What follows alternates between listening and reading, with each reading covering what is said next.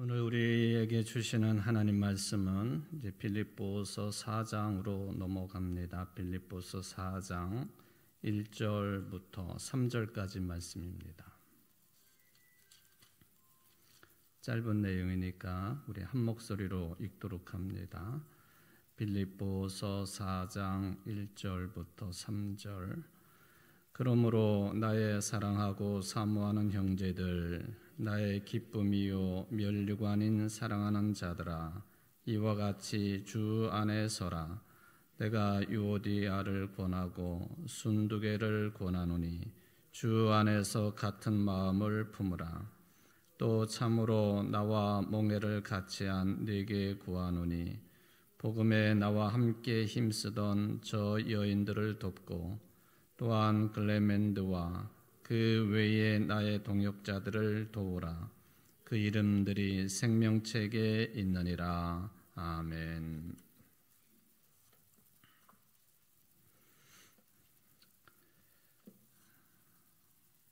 매스컴을 통해서도 듣고 보셨고 또 기억하시는 분들 많으시리라고 보여지는데, 오늘 4월 16일은 세월호 사건이 일어난 지 11주기가 되는 날이죠.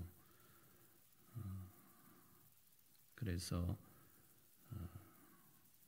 우리가 참 11년 전에 어떤 심정이었는가 하는 것을 다시 한번 생각하고 기억해 보게 됩니다.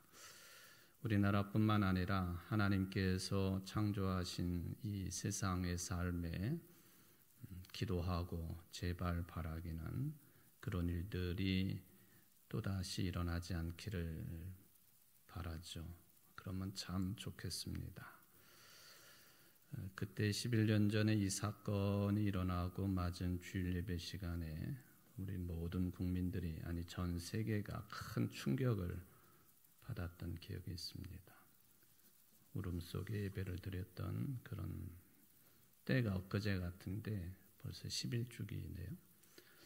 그 7주기를 맞은 해에 제가 교단의 대표 총회장 시간을 보냈는데, 7년이 지났어도 그때만 해도 뭐가 원인도 밝혀지지 않고 또 어떤 결론도 맺어지지 않았기 때문에 참 답답한 심정으로 우리 교단이 당시에 이제 대통령이 집무를 하는 청와대 앞에 깜깜한 밤에 기도를 했던, 기도회를 가졌던 그런 기억이 나기도 합니다. 우리나라가 얼른 평안한 나라, 또 세계적으로 또다시 인정을 받는 그런 민족 되기를 위해서 기도하는 여러분들 되시기를 바랍니다.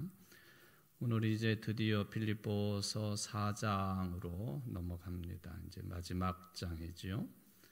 그런데 이 빌립보서 4장은 여러 형식의 또 내용의 글들이 좀 이렇게 섞여 있는 그런 이제 장이다라고 보시면 되겠습니다. 4장이 이렇게 여러 형식과 내용의 글들이 이제 혼합이 되어 있는데, 4장의 일부분하고 또 4장 예를 들면 1절, 8절, 9절 말씀, 이 내용들하고 전장인 3장 중반부부터 3장 마지막 21절까지를 보게 되면은 그 율법주의자들에 대한 경고, 주의를 해야 되고 하는 일종의 이제 논쟁의 내용이 이제 3장 전체를 흐르고 있는 그런 내용이 되겠는데, 4장에도 그런 내용이 일부분 들어있다, 이제 그런 말씀을 드릴 수 있겠다 하는 것이죠. 4장에 그래도 여러 가지 내용이 섞여 있기는 하지만은 그 흐름을 정리를 해보면은 교인들을 향한 권면의 내용이 들어있고요.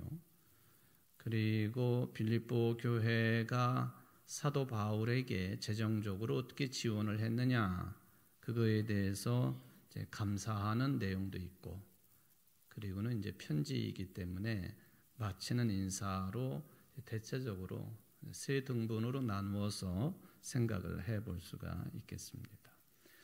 특히 4장 첫 절을 보게 되면요, 빌립보 교인들을 향해서 여러 그 표현들을 동원해 가지고 부르고 있어요. 빌립보 교인들을 부르고 있다. 호칭에 관한 그런 내용이죠. 여러분들 1절을 한번 잘 보시면은 사랑한다라고 하는, 나의 사랑하고, 그러니까 빌립보 교인들은 바울에게 사랑하는 자들이었다. 두 번째가 사모하는 자들이었다. 또 세 번째가 또 기쁨의 대상이었다. 그리고 또 하나가 이제 멸류관이었다. 이렇게 네 가지로 호칭을 사용하고 있습니다.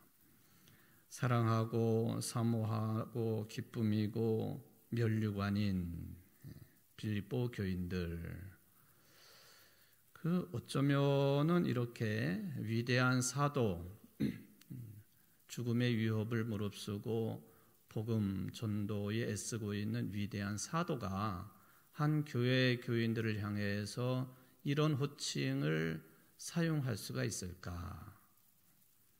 워낙 너그러운 사람이기 때문에, 또 좋은 인간성을 가지고 있기 때문에 뭐 등등등 다양한 이유를 둘 수가 있겠죠. 그래도 빌립보 교인들을 바울이 어떻게 생각했길래 이렇게 여러 표현들을 동원하면서 절절한 마음을 그렇게 담아서 편지를 썼을까? 우리가 이제 지금 지나간 그런 내용이긴 하지만, 여러분들 그 빌립보서 1장 3, 4절을 한번 성경을 펴보실까요? 빌립보서 1장 3, 4절 같이 읽어봅시다. 내가 너희를 생각할 때마다 나의 하나님께 감사하며 간구할 때마다 너희 무리를 위하여 기쁨으로 항상 간구함은. 그러니까 뭐 더 이상 어떻게 그 묘사할 수 없을 정도로 사도 바울의 빌립보 교회와 그 교인들에 대한 애정이 듬뿍 묻어 있는 그런 내용들이 이미 1장에서부터 기록되어 있는 것을 보게 되는데, 오늘 4장에서는 뭐 정리 차원은 아니지만은 사랑하는 자, 사모하는 자, 기쁨인 자, 멸류관인 그 교인들, 이런 표현을 사용을 했다 하는 것이죠. 그 어떤 특별한 마음이 들어서 이런 표현을, 호칭을 사용을 했을까? 아니면은 단순하게 편지이고 또 점잖은 그런 표현을 동원을 하다가 보니까 그 수사학적인 차원에서 인사치레에 불과한 내용일까도 생각해 볼 수가 있겠는데, 그렇지 않은 것 같습니다. 이 네 가지 호칭을 가지고 한번 잠깐씩 이렇게 생각을 해보면요, 이런 거죠. 바울이 빌립보 교인들을 사랑한다. 그거는 결코 과장된 표현이 아니라고 하는 것이에요.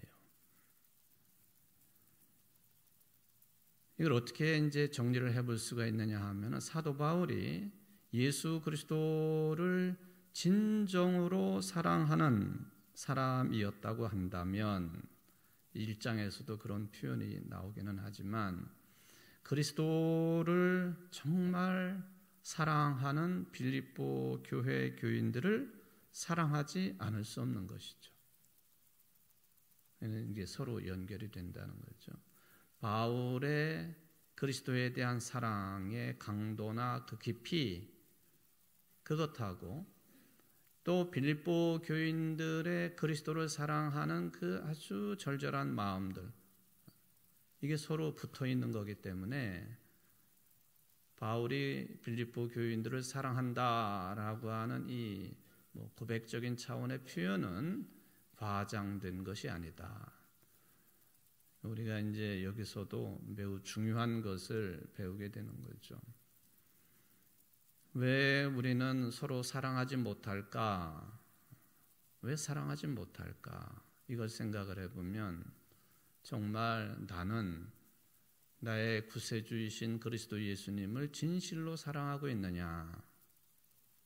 그리고 또 하나, 내가 그렇게 힘들어하고 사랑하지 못하고 있다고 생각되어지는 어떤 상대가 있다고 한다면 그분이 그리스도인이라고 할 때 또는 뭐 한 교회 교인이라고 그럴 때에 그분이 그리스도 예수님을 진실로 사랑하는 사람이라고 하는 것을 전제로 한다면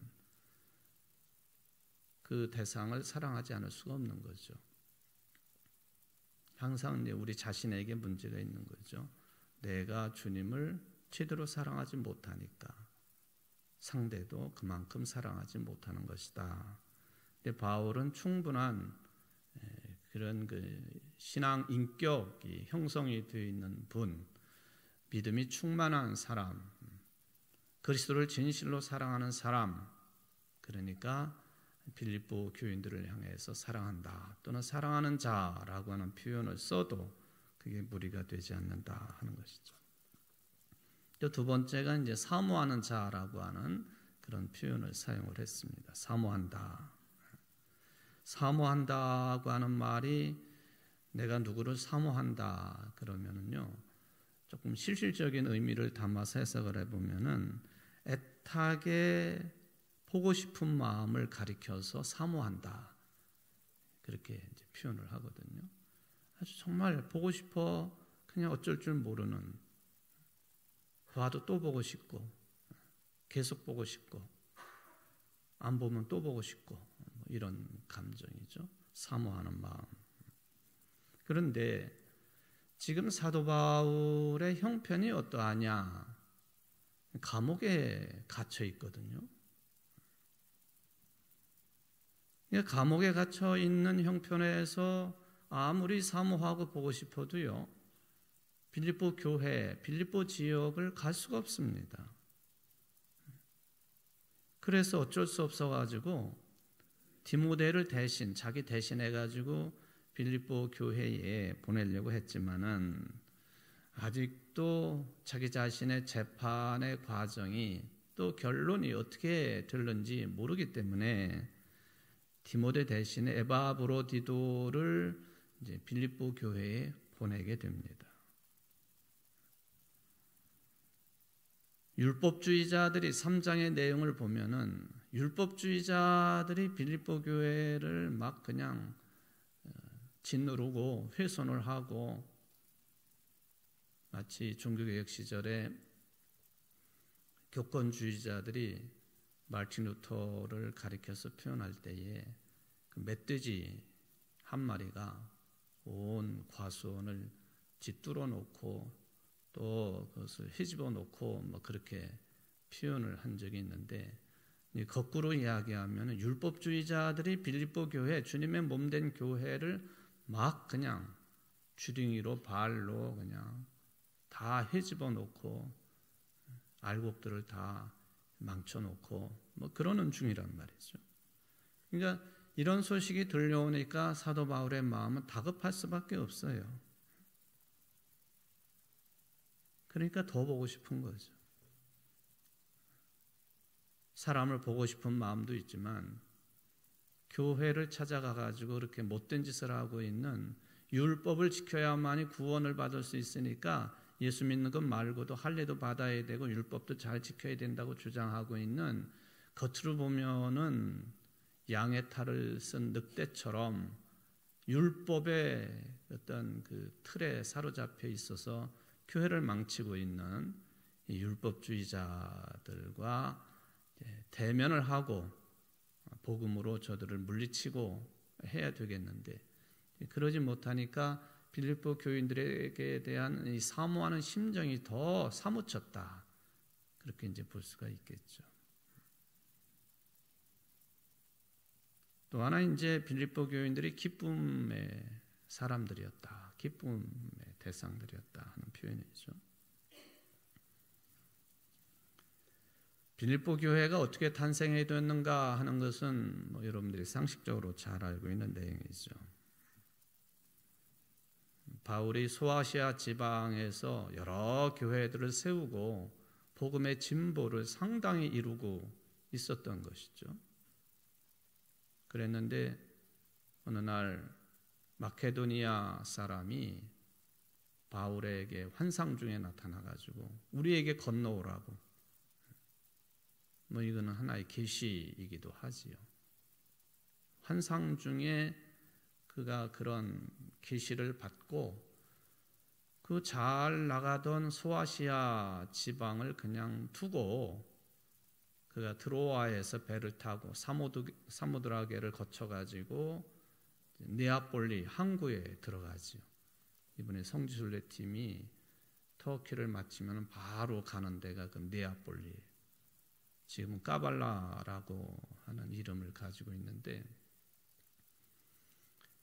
이 네아폴리라고 하는 도시는요, 까발라라고 하는 도시는요, 이게 이제 사도 바울로 인해서 복음을 맞아들인 지역이고, 거기서 한 16, 7km 내륙으로 들어가면 이제 빌립보 땅이거든요. 그러니까 이 네아폴리라고 하는 항구는 빌립보의 항구라고도 볼 수가 있겠고, 또 네아폴리 항구를 통해서 빌립보로 내륙으로 진출을 할 수 있는 것이기 때문에 옛날부터 매우 중요한 지정학적인 위치에 있던 그런 항구다. 이번에 여러분들이 몇 분이 가시겠지만은 원래 그 까발라라고 하는 이런 이름을 가지기 이전에 그 네아폴리라고 하는 도시는요, 그리스도의 도시라고 하는 이름을 가지고 있었습니다. 그리스도의 도시. 그러다가 이제 거기가 그 터키랑 가까운 지역이기 때문에 오스만 터키족의 지배를 한참을 받잖아요. 그래서 지금 이제 까발라라고 하는 이름을 가지고 있죠. 까발라. 이거는 말의 등 이런 뜻을 가지고 있는 까발라인데, 그러다가 2023년도부터는 이제 그 이름을 또 그 내적으로 보면은 뭐라고 부르느냐 하면은 바울의 도시, 바울의 도시라 그렇게 부르기로 했다고 그럽니다.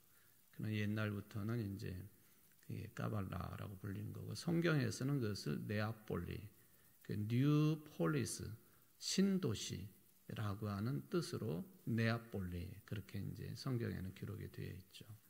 여기에는 바울이 처음으로 이제 해변에 도착해가지고 이렇게 그 내륙으로 발을 디딘, 저기 익산에 가보면은요, 언제도 한번 제가 소개한 적이 있는데, 그 천주교회 성지가 한 군데 있는데, 그 우리나라 최초의 신부 김대건 신부가 마카오 땅에서 신부 서품을 받고 배를 타고는 내륙까지 들어와 가지고 그 익산 부근, 거기 옛날엔 거기까지 물이 들어왔으니까, 그래서 제일 먼저 이제 발을 디딘 곳이다 해가지고는 그곳에다가 성당을 꾸며놓고 뭐라고 부르느냐 하면은 착지 성당 그렇게 불러요. 착지, 발을 디뎠다.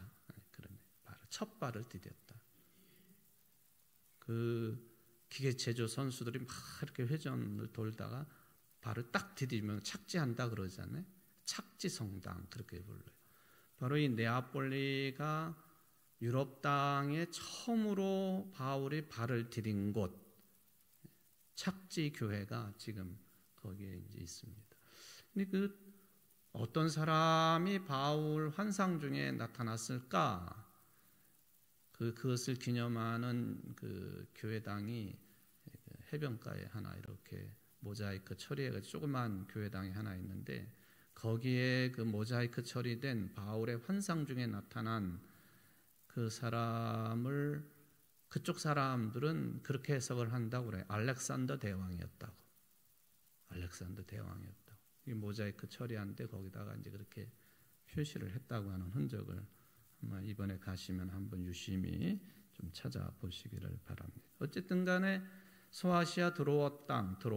이 트로이 목마라고 할 때에 그 지역을 드로아라고 부르는데, 들어와. 거기서 배를 타고 사모드라게를 거쳐가지고 네아폴리로 들어가서 유럽에 이제 본격적으로 복음을 전하기 시작해가지고 거기서 걸어서 빌립보 성에 들어간 거죠.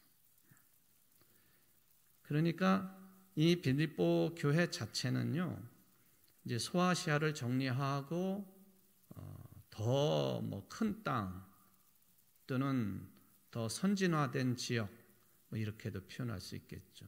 로마가 통치하고 있는 지역이니까. 그래서 빌립보부터 로마 시내까지 국도 1호는 아니지만은 그 직통 도로가 개설될 정도로 그 주요한 도시. 유럽의 마케도니아 땅의 첫 성, 그러니까 유럽의 첫 성. 그러니까 이 빌립보 교회는 바울에게는 기쁨의 대상입니다. 교회가 그러니 당연히 교회를 이루고 있는 지체들도 바울에게는 기쁨의 사람들이다. 그렇게 평가가 되어집니다. 그러니까 이런 네 가지 표현들이 다 무리가 아니다 하는 그런 설명을 드리고 있습니다. 또 하나 이제 특별한 표현이 바울은 빌립보 교회 교인들을 자기의 면류관이라고 이야기를 합니다. 면류관. 우리는 뭐 의의 면류관, 생명의 면류관 뭐 이런 것들을 보통 듣고 있는 사람들인데 자기 자신에게 면류관이다. 면류관이라고 하는 이긴 자에게 쓰여지는 모자 같은 관 아닙니까? 최후 승리를 한 사람들에게 씌워주는 게 면류관이에요. 여러분들 그 일정시대 때에 우리나라 마라톤 선수 송기정 선수가 일장기를 가슴에 붙이고 올림픽 경기에 나가가지고 승리를 하지 않았습니까? 송기정 선수가 승리를 했던 그 올림픽이 어디에서 열렸던 올림픽이었나요? 혹시 기억나세요? 독일의 베를린에서 있었던 그 올림픽 경기에서 송기정 선수가 마라톤 우승자가 됐습니다. 그 면류관을 받은 그 사진을 보면은 송기정 선수가 고개를 푹 숙이고 있잖아요. 대한민국에 태극기를 붙이고 면류관을 받아야 되는데 일장기를 붙이고 면류관을 받는. 그래서 그 손기정 선수 머리에 씌워진 게 그게 면류관이죠. 그 면류관은 옛날 그리스 시대 때부터 주로 이제 그거는 금속 재료로 만든 면류관이지만은 그 처음 올림픽 열렸을 때에 우승자에게 씌워주는 면류관은 뭘로 만들었을까요? 그 금속 재료로 만들었을까요? 아니면 식물의 어떤 이파리였을까요? 식물의 이파리죠. 어떤 나무? 올리브 나무예요. 감람나무 이파리를 엮어가지고 이제 면류관을 해주는 거예요. 승리한 사람들에게만 씌워주는 면류관. 근데 사도 바울은 이 빌립보 교회 또 교인들을 자기의 면류관이라고 그랬어요. 의미가 상당히 크다. 바울의 명예이고 자랑이고 이게 이제 빌립보 교회다라는 그 말씀이 되겠습니다. 이 교회는 실질적으로 사도 바울의 목양 사역에 복음 사역에 아주 구체적인 도움을 준 교회죠. 특히 재정적으로 어려움이 없도록 많은 후원을 했던 그런 교회가 되겠습니다. 그리고 또한 복음으로 교제했다 하는 이것을 감안을 한다면 이 나의 면류관이라고 하는 이 표현이 결코 과장된 내용은 아니다라고 보여집니다. 우리가 이제 이번 달부터 그 캄보디아 나가 있는 이민일 황하영 목사 그 선교사를 위해서 매월 정기적으로 후원을 하도록 되어 있어서 그 정리 중에 있습니다만 우리 교인들이 또 여러분들이 거기에 동참을 하시고 매월 정기적으로 후원, 선교 후원을 하시겠다라고 작정을 한 정리된 내용이 있습니다. 다 이렇게 살펴보니까 총 89가정.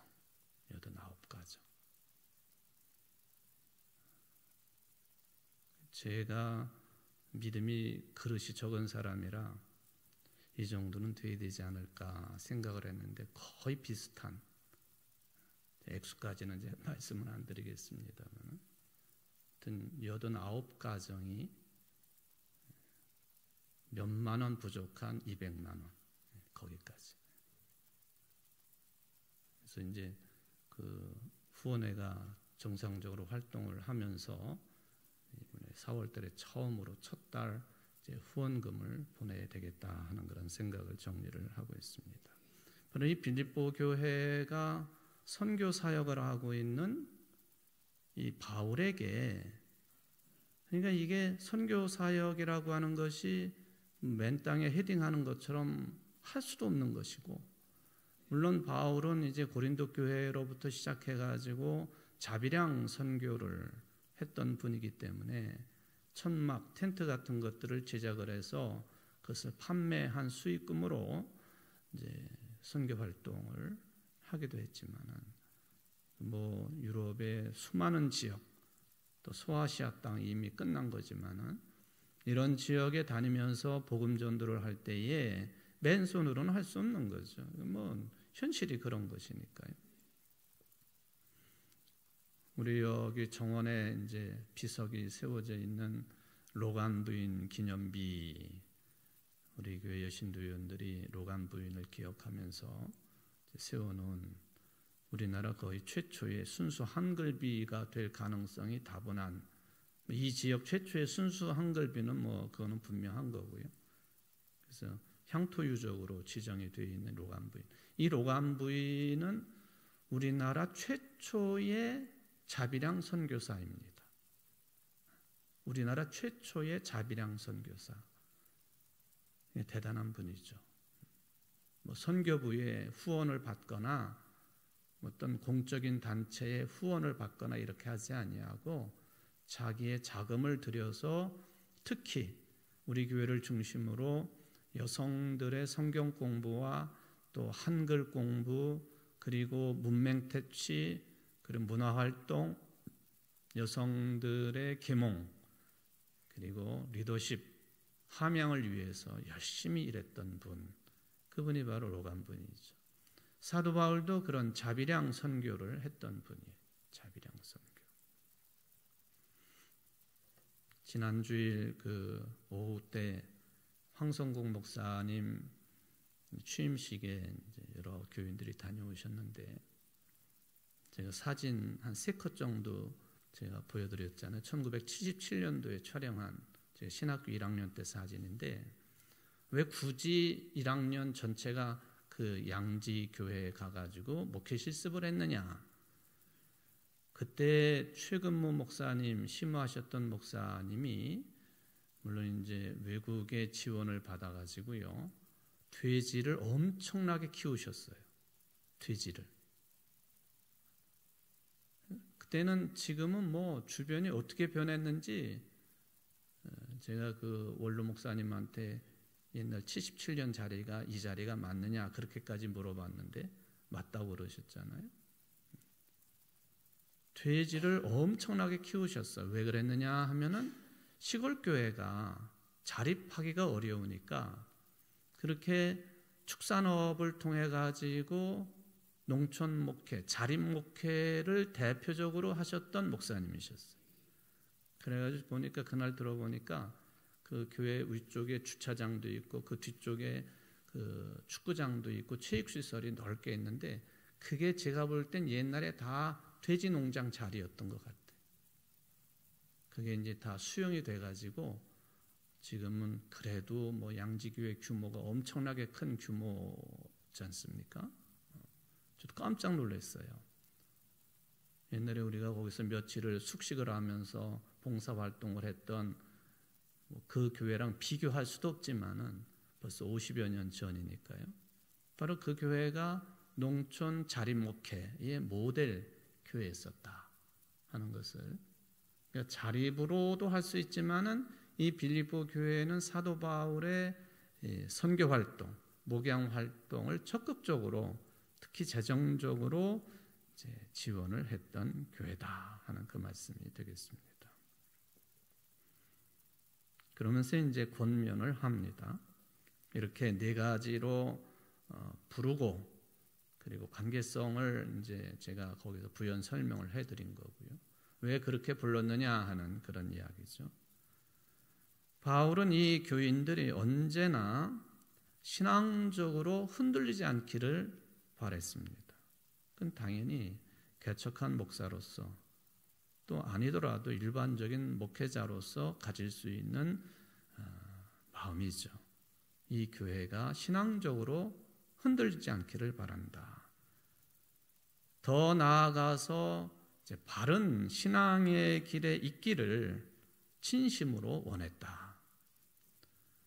흔들리지 않아야 되고 그거보다 더 나아가지고 바른 신앙의 길에 교회가 서 있어야 되고 그러면 자연스럽게 교인들도 흔들리지 아니하고 바른 신앙의 삶을 살아가게 되는 것이다 하는 것이죠. 그래서 뭐라고 권면을 했느냐? 주 안에 서 있으라. 주 안에 서 있으라. 흔들리지 아니하는 신앙, 바른 신앙의 근간이 뭐냐? 그리스도 예수님과 관련되어 있는 거죠. 주 안에 서 있어라. 주 안에. 바울이 이 자기의 편지, 여러 종류의 편지들 가운데서 가장 많이 사용하고 있는 그런 표현 중에 하나가 그리스도 안에라고 하는 표현이거든요. 그리스도 안에, 주 안에 같은 표현이죠. 그리스도 안에 서 있으라. 주 안에 서 있으라. 예수님 안에 서 있어라. 우리 같이 해볼까요? 주 안에 서 있으라. 우리 교회가 이런 교회 되기를 바라고요. 여러분들 모두가 어떤 경우에도 좌고우면하지 말고 주 안에 서 있어야 돼요. 주 안에. 그래야지 흔들리지 않는 것이고 그리고 바른 신앙의 길에 삶을 이루어갈 수가 있는 거예요. 자꾸 사람을 쳐다보고 사람만 의지하면은 흔들리게 되어 있고 또 바른 신앙 유지하기가 쉽지 않게 되어 있는 것이다. 바울이 이제 빌립보 교인들에게 이렇게 권면을 했는데 어쩌면은 바울이 빌립보 교인들에게뿐만 아니라 우리가 사회생활을 하고 있는 인간의 삶인데 어떤 인간이든지 간에 가장 바람직한 기대와 권면이 있다고 한다면 주 안에 서 있어라 하는 권면이 아니겠는가 하는 생각을 해보는 것이죠. 우리 그리스도인들이 굳건하게 서 있을 수 있는 기초가 바로 예수 그리스도라고 하는 이 진리, 이 사실보다도 더 중요하고 기묘한 것은 없습니다. 그래서 마태복음 16장에 보면은 너희는 나를 누구라 하느냐 하고 예수님이 제자들에게 물어보실 때에 베드로가 성격 급한 베드로이지만은 또 소위 말하면 언제나 제자들 이름에 제일 먼저 나오는 우리가 흔히 수제자라 그렇게 부르죠. 베드로가 주는 그리스도시요 살아계신 하나님의 아들이십니다 하는 그 누구도 들을 수 없는 예수님의 엄청난 칭찬과 축복을 받게 되는 그 신앙 고백을 했습니다. 주는 그리스도시요 살아계신 하나님의 아들이십니다. 나중에 예수님이 뭐라고 그러시죠? 내가 이 고백 위에 뭘 세운다고요? 내 교회를 세운다. 내 교회를. 아직 교회가 탄생하기 전이었지만 주는 그리스도시요 살아계신 하나님의 아들이십니다라는 이 신앙 고백 위에 내 교회를 세우겠다. 그러니까 교회의 기초는 뭐예요? 예수님이시죠. 그리스도이시고 또 교회의 주인도 예수님이시고 그리스도이시고 더 나아가서 교회의 머리 되시는 예수님 그리스도라고 우리가 고백하기까지 하지 않습니까? 그러니까 우리가 굳건히 설 수 있는 토대가 누구시냐 할 때 예수 그리스도예요. 예수 그리스도. 물론 이제 오늘 거기까지는 나가지 못할 것 같기는 한데요. 뒷내용들을 아주 신랄하게 표현은 안 했지만 이게 빌립보 교회도 그래도 사람들 때문에 많은 문제가 발생했구나 하는 것을 확인할 수가 있게 되는데 아마도 그런 것을 염두에 두고 권면하실 때 주 안에 서 있으라고, 사람 바라보지 말라고. 그런 문제를 일으켰던 사람들이 여럿이 있었겠지만 빌립보 교회 내에서 두 여성이 거명이 됐어요. 이름이 아예 유오디아하고 순두계. 일단 그 유오디아하고 순두계, 영어로 이 두 사람의 이름을 어떻게 표기하는가 한번 오늘 보시고 다음 수요일에 또 이제 보시겠는데, 유오디아 순두계 이렇게 이제 영어로는 표기를 합니다. 유오디아라고 하는 이름은 뭐 발음 그대로 유오디아 그렇게 발음하면 되겠고요. 근데 순두계는 그 우리 한글 성경에는 이 여성의 이름은 그냥 순두계, 순두부를 생각하게 하는 이름이잖아요. 순두부. 순두부 하니까 옛날에 여기 본정통 그 골목으로 들어가 보면은 순두부 식당이 하나 있었는데 그 집이 사라져가지고 저는 그 집 순두부가 제일 맛있습니다. 그 식당 이름이 뭔지 아세요? 모르셔요? 그 집 식당. 할머니가 아마 돌아가셨을 거예요. 이 순두개라고 우리 한글로 되어 있지만은 그 원래 영어식의 발음은 신티키 그렇게 발음을 합니다. 자칫 잘못 발음은 신태기 권사님처럼 들릴 수도 있는데 신티키 또는 다른 발음으로 하면은 신타취 그렇게도 발음하는 경우도 있어요. 뭐가 됐든지 우리 식으로는 순두개, 신티키, 신타취, 신티치 또는 신타치 그렇게도 발음이 되겠습니다. 이 두 여성 사이에 상당한 문제가 발생했던 것 같아요. 유오디아는 누구고 순두개는 누구냐? 그야말로 알레고리카란 해석을 하면서 유오디아는 아마도 루디아가 다른 이름이 유오디아였을 것이다. 이렇게 해석하는 사람들도 있고 다양한데 추측일 따름이고요. 어쨌든 주 안에 서 있어라 라고 하는 말을 한 이유가 분명히 있었다 하는 것 이제 다음 시간에 좀 말씀을 좀 드려보겠습니다. 여러분 이 사순절 깊은 시간 특히 고난주간에 들어와 있는데 이러나 저러나 흔들리지 말고 바른 신앙을 위해서 주 안에 서 계시는 오늘 예배 참석한 여러분 모두 되시기를 주의 이름으로 축원을 드립니다. 자비하신 하나님 아버지, 고난주간 한가운데 들어와 있으면서 오늘 저희들이 빌립보서 4장 1절부터 3절까지 말씀을 생각해 보았습니다. 바울이 얼마나 사랑하고 귀하게 여겼던 교회 교인들인지 네 가지 칭호를 사용해 가지고 빌립보 교인들을 부르고 있는 것을 찾아볼 수가 있겠습니다. 하나님, 주님께 우리 모두는 정말로 사도 바울이 이제 빌립보 교인들을 호칭을 했던 것처럼 사랑하는 자들이 될 수 있도록 도와주시고 사모하는 자들이 될 수 있도록 도와주시고 기쁨인 자들이 될 수 있도록 도와주시고 면류관 그 자체가 될 수 있도록 역사하여 주시기를 간절히 바라고 원합니다. 우리가 어떤 모습을 가지고 있든지 한번 택한 자녀들에 대한 하나님의 책임성 또 주 예수 그리스도의 우리를 끝까지 사랑하시는 그 사랑은 변함이 없을 것이지만은 우리가 정말로 행함이 있는 사람들로서 사도 바울과 빌립보 교인들의 관계성처럼 우리들과 주님과의 관계가 언제나 흔들리지 아니하고 또 바른 토대 위에 서 있는 우리 청주 제1교회 모든 성도들이 될 수 있도록 축복을 내리워 주옵소서. 예수님의 이름으로 간절히 기도합나이다. 아멘.